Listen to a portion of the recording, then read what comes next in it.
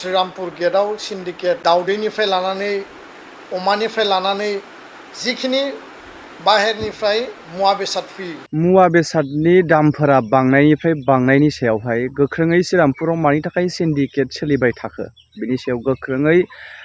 दिपेन बर' बिथांनि जाय इउपिपिएलनि दैदेनगिरि हिसाबै दायो दङ बिथाङा गोख्रोङै माखासेखिनि बाथ्रा खेंफोरथिनानै होदों। दा बेफोरनि सायावहाय माब्रै मानो बेबायदि बारायबाय थाखो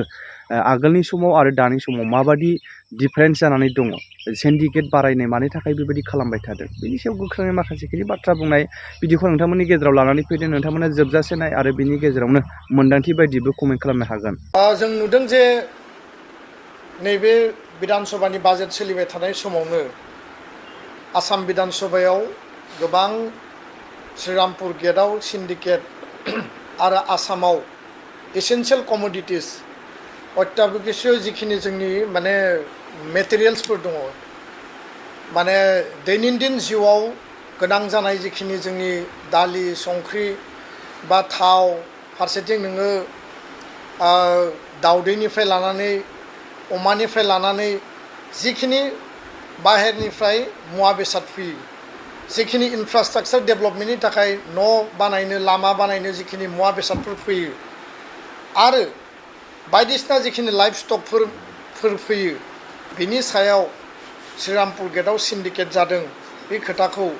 दिनै गोबां एमएलए गोबां रुलिं आरो अपोजिशननि गेजेराव दान्थे बिदान्थे जों नुदों। बे बेलायाव स्पष्टयै बे खोथाखौनो बुंनो नागिरो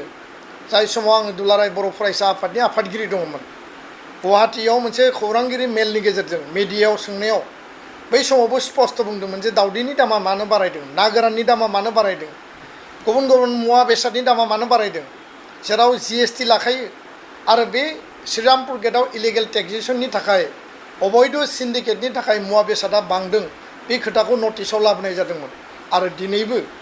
रायजो राजानि आसामनि 3,40,00,000 लाख बा बे जिहेतु नर्थ इस्टनि गेटवे आरो जेराव सिन्डिकेटआ गोदोबो दङमोन दिनैबो दङ सिन्डिकेटआ जोबाखै किन्तु माखासे समाव सिन्डिकेटआ डाउनफल जादों खमायदों सिन्डिकेटनि रेटआ हारा खमायदों आरो जायनि थाखाय पाब्लिकनियाव बारा हेम्पार गोलैयाखैमोन किन्तु दिनै जों नुबाय जे बेयाव सिन्डिकेटआ बारानिफ्राय बारा जादों जाय जाय मुवा बेसादाव सिन्डिकेट गैयामोन बेयावबो दिनै बांबाय आरो जि रेटआव लायोमोन बेबो बांबाय आरो बे तथ्यआ दिनै मिडिया आरो अफिसारफोरनियाव हुबाहुब दङ। दा बेखायनो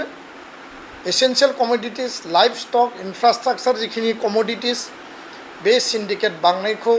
जोंनि पार्टिनिफ्राय स्ट्रंलि जोङो अपोज खालामो आरो सरकारा बेखौ कन्ट्रल खालामनायनि थाखाय बेबस्था लानांगौ सिन्डिकेटआ बन्द जानांगौ बे खोथाखौ जों बुङो। आरो मैया हाग्रामा महिलारि बिथाङा बुंदों जे सिन्डिकेट नाय डिपार्टमेन्ट बिटिसिआव गैया बेखौ बयबो मिथियो बेयाव डिपार्टमेन्ट गैया किन्तु डिपार्टमेन्टआ श्रीरामपुर गेटआव सोलिगासिनो दङ आरो बिनिफ्राय जेरावबो सार्कुलेट जायो आरो जेरावबो बे मेनेजमेन्टआ जायो बे खोथायाबो ध्रुब सत्य। दा बेखायनो बे बदनामनिफ्राय आरो रायजो राजाया जे दिनै जीएसटी होनानै दिनै मुवा बेसाद बांनाय दामाव बायनो गोनां जादों बे अबैध इलिगेल सिन्डिकेटनि थाखायनो। आरो दिनै फुङाव आं नायदों दावदैनि दामा 200-210 थाखामोन